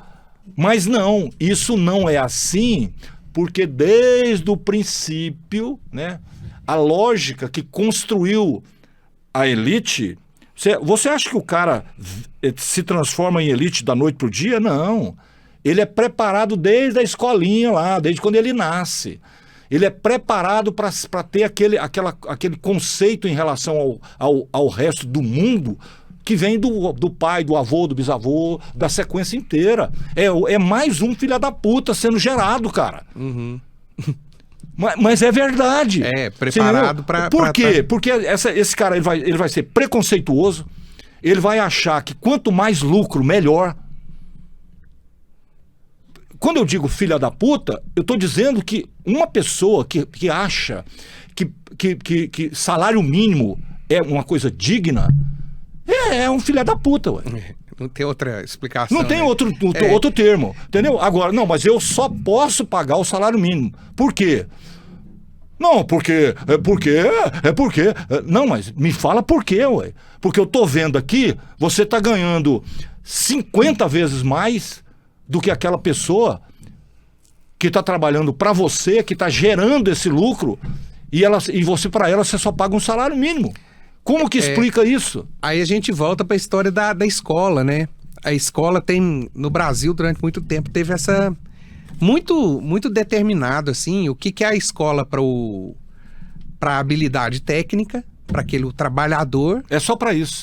E para a pessoa que vai deleitar seu ócio, vai melhorar a sua leitura de mundo e tal, né? E bem assim, o trabalhador e a elite, né? O Instituto Federal... né? Modéstia às favas. Eu acho que é um lugar... Tá trabalhando nesse sentido. Onde é possível esse encontro do senso crítico pro trabalhador. Com certeza alguém já vai dizer aí, ó, coisa de comunista, tá vendo aí? Petista. Esse Instituto Federal tá formando esquerdistas, ok? Então, E é engraçado porque, assim... Isso vindo de gente que ganha mal, que trabalha igual um escravo, entendeu? Mas que defende o patrão. Sim. Entendeu? Quando eu digo, não é o seu patrão especificamente, né? Defende o sistema no qual você está inserido. É isso. E não se trata disso, assim, que parece que é uma uma guerra, né, de times, assim, no sentido de eu tenho que vencer o outro. Lógico, faz parte do tensionamento político e tal. Mas eu tenho críticas ao PT, à gestão do PT, eu tenho, não se trata disso. Eu também tenho, ué, claro. Sim, que eu tenho. Não é essa coisa Não, que mas partido poxa, o quê? Tô esse fora. caminho, agora, esse caminho de política pública para a educação, ele tem que ser valorizado, tem que ser fortalecido. Para a cultura, também. Então, a gente fala, não, nisso e nisso aqui tá no caminho certo, tá no caminho que eu acho interessante. A gente tem que ter esse... E aí, muitas vezes, a gente é colocado nesse lugar do militante da esquerda, do petista comunista, safado, tal. comunista e tal, né? É. Mas não, é bem mais complexo do que isso. Agora, no que diz respeito a esse... Voltando aí, né, a esse ministério, a esse programa que está sendo implementado, eu acredito assim, a gente ainda tem muito caminho pela frente, né? São 3 cursos que a gente está fazendo com esses agentes territoriais e a gente está terminando o primeiro, né? Culminando com um encontro, né? Da gente se conhecer, se reconhecer, ver o que cada um está fazendo no território, aprender um com o outro, com os erros e tal, mas ainda tem outro encontro regional para acontecer. A gente tá torcendo aí para tudo dar certo, pra gente fazer ele em Pirenópolis, né? Que acho que vai ser uma fruição diferente, assim. E ainda tem um encontro nacional, né? E lembrando que, assim, é uma política pequena ainda. Poxa, quando a gente vai analisar uma pessoa para dar conta ali de 8 municípios e tal, né? Mas pode fazer muita diferença. Mas faz diferença. Pode fazer porque muita ele diferença. pode ali agir ali no seu bairro. Ele pode identificar um movimento cultural, né? Sim. E ajudar esse mapear, movimento. né? Com certeza. Então, tem toda essa dinâmica. Onde eu quero chegar com isso é que, assim, o agente territorial tá ali fazendo ali seu trabalho naquele bairro, naquela comunidade ali de, sei lá, fiandeiras de Carmo do Rio Verde, por exemplo. Peguei por acaso, viu, gente? Mas é importante. É importante delimitar aquele espaço assim, isso está acontecendo e se tudo der certo, né, se Deus quiser, vai aumentar. Vamos ter mais, isso aí vai se multiplicar, quem sabe, né, um por município, ou mais agentes por território, né? Então é um primeiro experimento assim que né, está se fortalecendo, está se consolidando e a tendência é a gente dar certo, porque eles estão, nossa, os agentes, né, nós somos professores, não deixa de ter aquele carinho especial assim no lugar de professor-aluno ali. Eles são muito dedicados, são muito assim, pegar a bandeira. Gente que quer fazer, gente né? que quer, essa é a diferença. Gente que se compromete com a comunidade, que fez daquilo a sua vida, né? Então ali de corpo e alma, sabe? Defendendo o programa, dispostos a ajudar mesmo, né? Sim. E aí eles recebem bolsa, né? Eles têm uma bolsa que é praticamente simbólica, R$ 1.200, mas já faz a diferença para muitos deles ali, simplesmente para eles estarem no programa. Além disso, eles vão receber alguns recursos em alguns momentos para fazer as ações. São os recursos voltados para a ação, Ok. Mas já é uma coisa que movimenta todo mundo. Recursos voltados para a prática, vamos dizer assim, da realização das coisas. Que também né, R$ 2.400 por ação, por exemplo. Entendi. Mas é assim, são alguns momentos do curso que ele vai fazer, beleza, então agora você vai fazer uma oficina. Entendi. Né? Não é nem da gente que parte, é eles mesmos, cada um com a sua elaboração, né? Mas dessa vez você tem o dinheiro ali para fazer. Okay. Então, a água, um som, aluguel de som, local, locação de espaço e tal, ele vai poder fazer com aquele recurso. Isso, com uma qualidade maior, com uma abrangência maior, né? Ou pode ser até também uma iniciativa virtual, né? Assim, remota, uma coisa por computador. E aí vai da criatividade e do nicho de ação de cada agente, que é de uma diversidade fantástica, linda. você vê ali os indígenas com LGBT, Quilombola. né, com quilombola, pessoal do hip hop, sabe? E fazendo assim, tem um pessoal que tá com uma coisa de tranças afro, né? Fazendo em Brasília, né? No Distrito Federal, melhor dizendo. Então é uma diversidade. Pessoal do chorinho, tem chorinho, galera envolvida Samba. com chorinho, samba tem também, jongo, né? Várias manifestações culturais. Olha, me arrepia assim de lembrar dessa diversidade. Então estão muito inteiros, assim, e é com muita alegria que a gente se encontra, que a gente faz, troca ideia, se conhece pessoalmente, porque isso tudo é virtual, né? É só nos encontros programados, assim, que a gente se encontra pessoalmente, assim, pode se reconhecer, conversar e tal, né? Eu torço, assim, mais do que lavadeira para isso, Que é uma cultura muito legal também, né? Dos cantos das lavadeiras e tal. Para isso, engraçado, né? Eu me lembrei aqui de ver as pessoas batendo a roupa no batedouro, né? Que eram muitas vezes eram até feitos de madeira, né? A pessoa batendo a roupa, né? Para ajudar sei lá, na limpeza da roupa, né, e tal. Ou seja, tá aí uma coisa que você vê, né? É cultura e tá abandonada. Hoje, se for falar isso para a pessoa, assim, ó, a pessoa colocava uma tábua assim, 30 graus mais ou menos, com suporte, e usava aquilo para bater a roupa naquilo. E isso fazia parte da limpeza da roupa. Em alguns rios, pedras que tinham essa inclinação, elas utilizavam e tal, enfim. Mas eu torço, o que eu queria dizer é para isso ser uma política pública do Estado brasileiro. Independente do governo que ganhe eleição, do governo que seja, que as pessoas respeitem, apesar de eu ter todas as minhas dúvidas, né, do pessoal da direita e da extrema direita, porque cultura para essa gente é o capeta chupando manga. Entendeu? Atrapalha a hegemonia, claro, né? Porque isso não tem a ver com fascismo, né? O fascismo, um dos grandes objetivos do fascismo é acabar com a cultura. Diversidade no fascismo é coisa de um só. Um modelo, um líder, um não sei o quê, não pode ter ninguém pensando diferente. Ou seja, é um gado absolutamente burro seguindo um filho da puta. Pronto. Isso é o fascismo, né? Assim, para dar uma tradução bem rasa, é isso, né?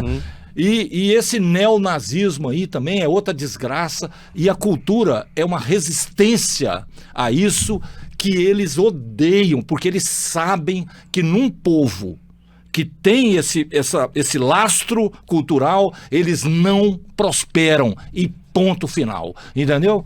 Professor, quando a gente convida alguém para vir aqui no Jurubebas, como última pergunta, né, já está na sua hora, eu costumo perguntar o seguinte: escuta, quando você estava vindo para cá, rapaz, vou ali participar desse Jurubebas e tal, esse cara podia me perguntar isso, porque isso seria importante. E aí, eu deixei de perguntar alguma coisa. Aliás, eu deixei de perguntar um monte de coisa, né? Porque a nossa conversa ficou muito, digamos assim, muito louca, né? Ficou muito institucional, tal, falando de um monte de coisa aqui e tal. Mas tudo que a gente falou, professor, tem a ver com a importância da cultura, né? O quanto ela é vital para a construção de uma sociedade. Rapaz, que genial essa abordagem aí, né? Pensar, não, isso aqui que... eu não sei, talvez seja um pouco egoísta, né? Mas eu queria ter a oportunidade, assim, porque a gente acaba encontrando várias pessoas iguais no mesmo perfil, né? Mas eu pensaria assim, talvez você pergunte, como é que você chegou aí? Né? Como é que você chegou nesse lugar de estar coordenando esse encontro, esse programa e tal, né? Acho que essa era a pergunta que... Então tá feito, vamos lá. Muito bom, velho, muito boa essa estratégia. Bom, vamos lá. Eu sou artista, assim, eu perguntar a minha essência, assim, eu sou artista, me encontrei no teatro, né, na vida, assim, o teatro, de certa maneira, salvou minha vida, assim. E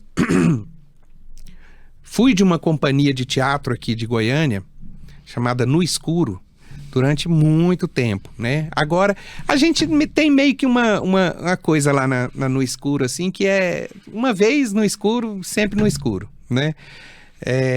Então, eu digo assim, eu tô afastado, né?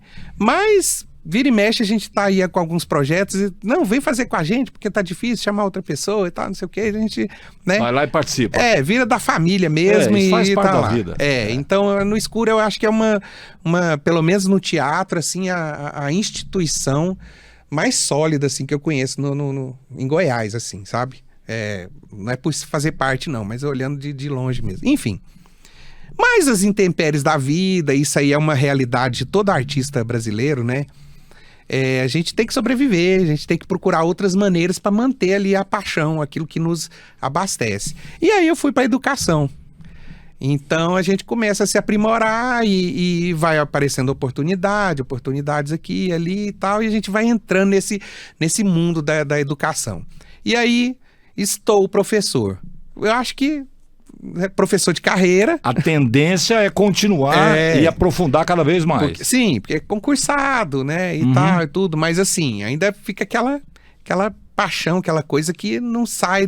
Um amigo me falou uma vez. Você nunca vai deixar de ser artista. Isso eu já tenho certeza. Um amigo me falou. Ocorre a mesma coisa comigo. Ele falou assim, né, você pode sair do teatro, mas o teatro não vai sair de você. Então fica calmo. Onde você estiver, né, vai rolar e tal, enfim.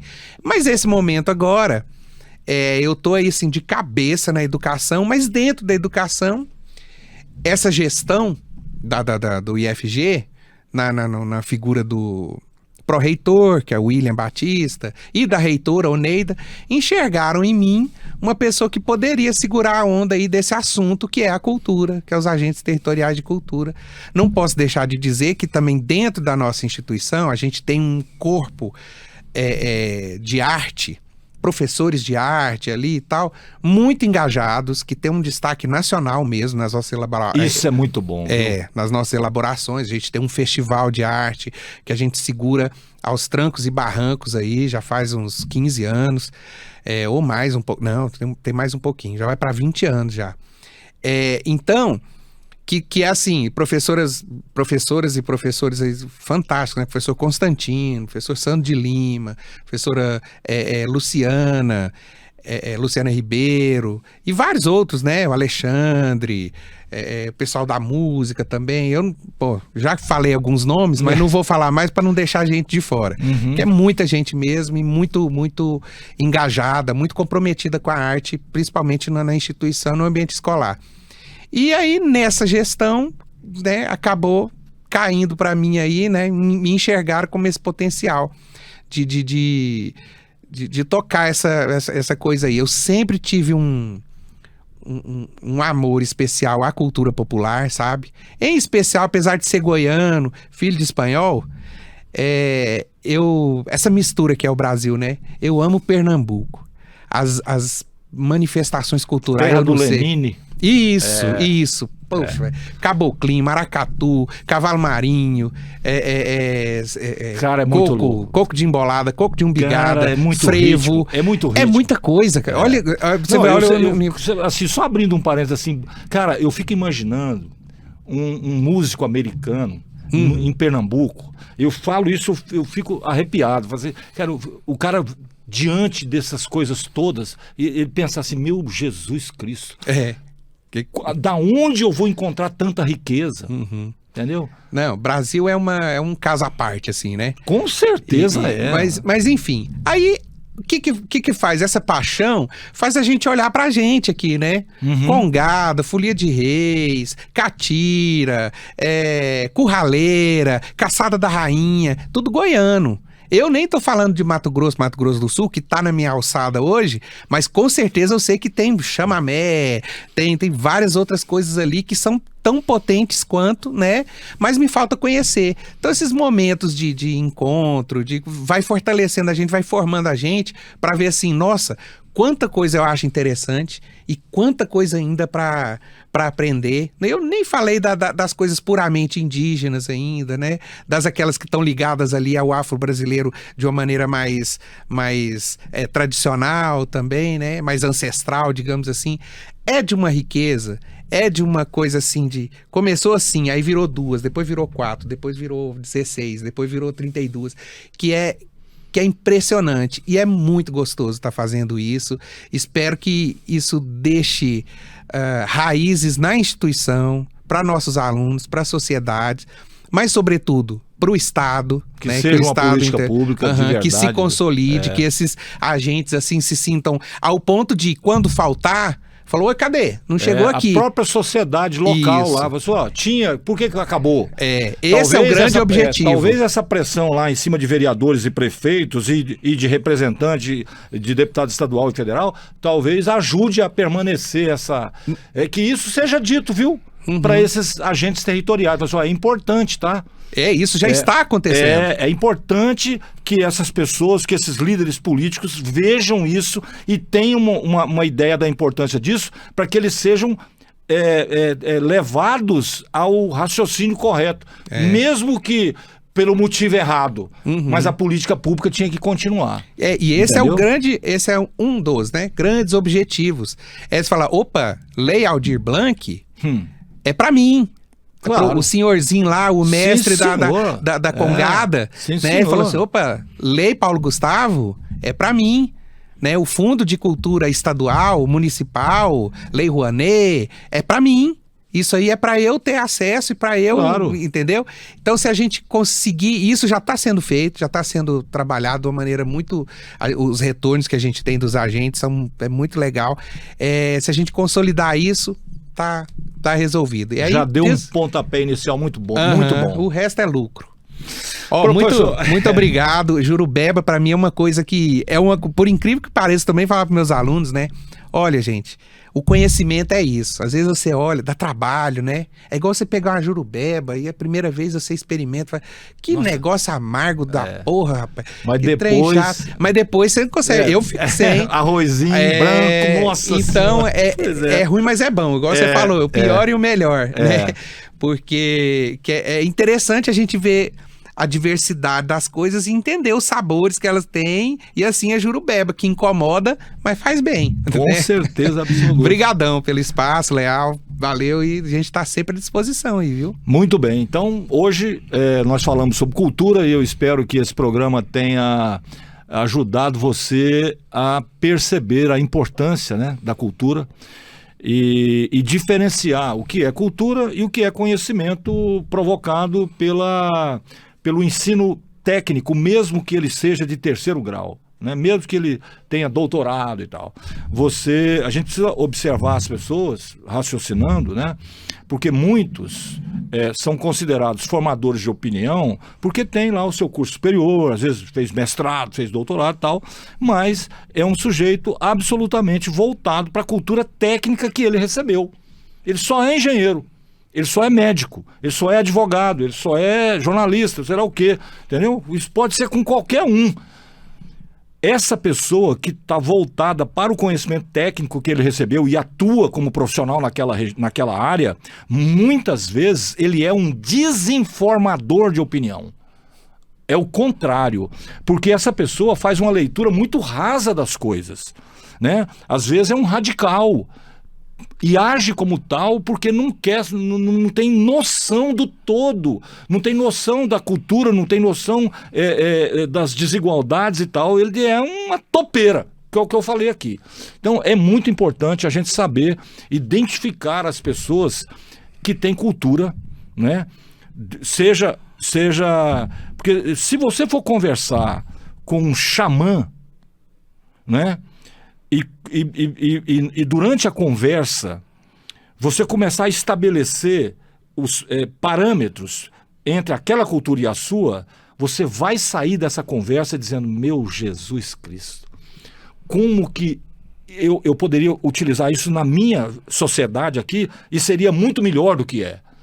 Esse é o problema quando você abandona o seu lastro cultural que está e sempre estará lá, pelo menos, né? Pelo menos até suportando todos os ataques e as tentativas de destruição. Como, por exemplo, os índios já sofreram, os quilombolas já sofreram, né? E assim, e todas as minorias que estão por aí já sofreram e continuam sofrendo. Então, tomara que esse podcast de hoje tenha servido para alguma coisa no sentido de criar um pouco de resistência contra esse ataque destrutivo, né, dos lastros que a gente tem enquanto sociedade. Ok? Então é isso. Esse foi mais um Jurubebas, o pior e o melhor podcast do Planetinha Azul. Beleza? Até a próxima. Tchau, um grande abraço e muito obrigado.